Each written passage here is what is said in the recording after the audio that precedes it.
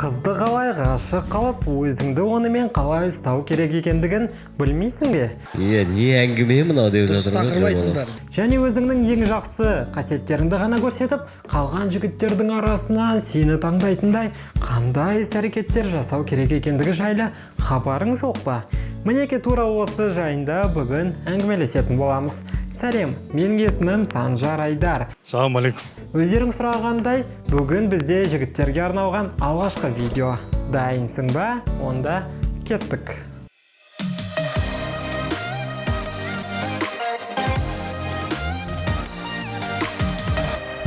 Жалпы махаббат дегеніміз не? Махаббат бұл эмоциялар. Көп жігіттер қыздарға тек позитивті эмоциялар сыйлағысы келеді. Бірақ бұл кей жағдайларда дұрыс емес. Қызға позитивті де, негативті де эмоциялар сыйлаған дұрыс. Мынау кәдімгідей шауып тастады ғой кәдімгідей.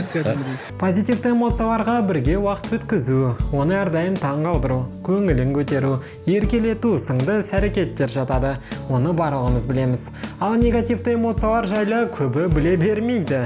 Сен оған әрдайым тек позитив сыйлап, бар айтқанына көніп жүре берсең, оған сенімен дым қызық болмай кетеді. Маңызды нәрсе, қыздарда негативті эмоцияларға да сұраныс бар. Негізі мынау бомба информация, достар мен. Осы кезде сен өзіңнің іс-әрекеттеріңмен оған кім екеніңді көрсету керексің. Кей жағдайда қызды орнына қоя білгенде дұрыс болады. Сол кезде қыз қасындағы серігіне 100% сенімді бола алады. Егер саған позитивті және негативті эмоциялардың ара қатынасы керек болса, ол тікелей сол жағдайдың өзіне байланысты болады. Ал енді мен саған қызды өзіне ғашық қылатын 9 кеңес беремін.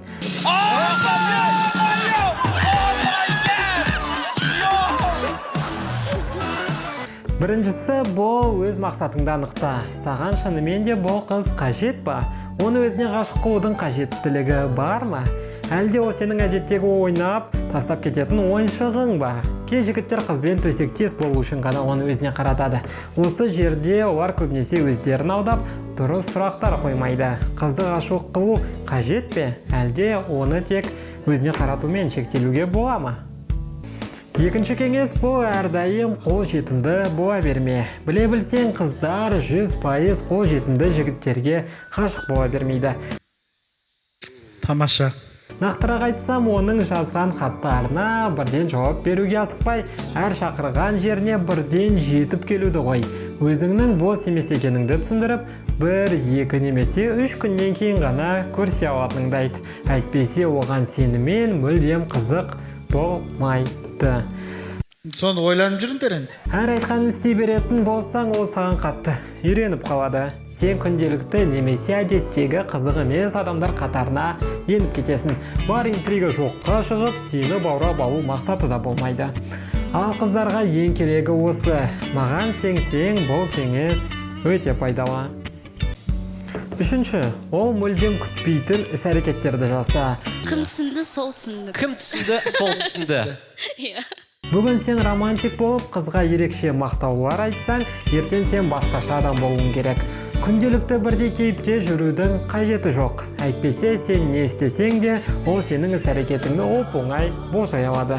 Оның ойында тек сені қарату болу қажет. Себебі сен құпия, белгісіз жансың. Және ол сен туралы бар ақпаратты білмейінше жаны тынышталмайды. Ал сен болсаң, ол мүлдем күтпеген нәрселерді жасап, таң қалдырасың. Мінеки жігіттер, біздің күш осыда. Төртінші кеңес, бұл құпия бола біл. Нені меңзеп тұрғанымды білгің келеді ме?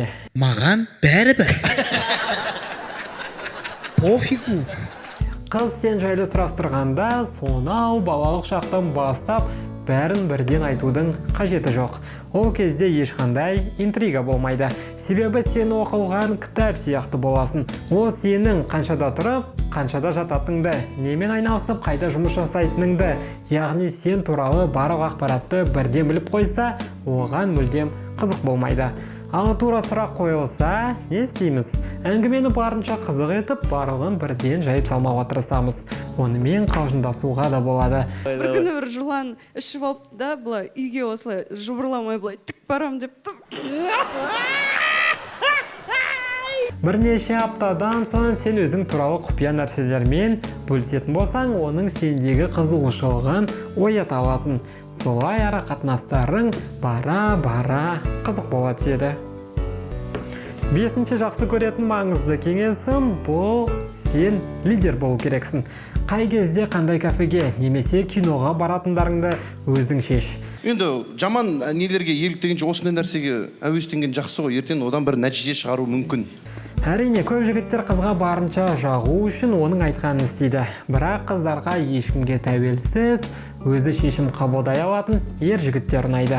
Араларындағы жұпта еркек сен бе, әлде ол ма? 6. Оны сүйгенде нәзік те, өрескел де бола біл, яғни грубый. Сонда не болды? Нормально. Бұл төсектегі қатынасқа да байланысты. Егер сен күнде нәзік бола берсең, түбінде ол қызға ұнамай кетуі мүмкін. Сол себепті жағдайға байланысты өрескел де бола біл. Яғни осы екі қасиетті барынша бірге алып жүруге тырыс. 7. Әдеттегі және күнделікті қызық емес нәрселерден арыла біл. Көп жігіттер осы жерден қате жіберіп жатады. Жас кездік идея ғой, сол жастық шақпен қалып қалды. Себебі ол қызға қол жеткізгеннен кейін болды, қыз менікі, ешқайда қашып кетпейді деп ойлап жатады. Бірақ бұл қате ой. Қыз негізінде осы уақытқа дейін өзі еш күтпеген іс қадамдар жасайтын романтик жігітке қашық болған. Ал қазір ол да жоқ. Жігіт болса ешқайда барғысы келмей, ақшасын аяп, үйде отырғысы келеді. Осы жерден келіп шығатын қорытынды қарым-қатынас барынша қызық болу үшін өз жұбыңа күнделікті уақыт бөлуді ұмытпа. Ол вообще былай случайно болып қалатын нәрсе. Ага, кездейсоқ дүние, да? Сол кезде барлығы ойдағыдай болады. 8. Әрдайым батыл ер жүрек бола біл. Қызды құшақтағың келсе құшақта, сүйгің келсе сүй. Рұқсат сұрама, одан қалайтын нәрсенің барлығын ал. Ол қыздың артынан біраз жүгіретін сияқтымыз ғой. Міне сондай жігіттер қыздарға қатты ұнайды. Бұл олар бағалайтын ең басты қасиеттердің бірі. Және бүгінге соңғы 9 кеңес бұл тұлға бол. Өзіңнің жеке дамуыңмен айналыс, курстарға жазыл, кітаптар оқы, спортпен айналыс. Кез келген жағдайда өз ойыныңды еркін жеткізе біл. Себебі қазіргі таңда көп жігіттер өз ойын ашық жеткізе білмейді. Действительно бар ғой, маған бәрібір. Жоғардағыларды жасасаң ғана сен армандаған қыз саған ғашық болады. Бүгінге осы айтылған кеңестер пайдалы болып, видео саған ұнады деген ойдамын. Арманыңдағы қызды өзіне ғашық етуіңе тілектеспін. Сол себепті тез лайк басып, өз пікіріңді төменге жаз. Бұл тақырып жайында көбірек ақпарат білгің келсе, дәл қазір менің төмендегі инстаграмыма кірсең болады. Жаңа видеолардан құр қалмау үшін каналға тіркелуді ұмытпа. Сенімен бүгін болған мен, Санжар Айдар. Келесі видеоларда көріскенше.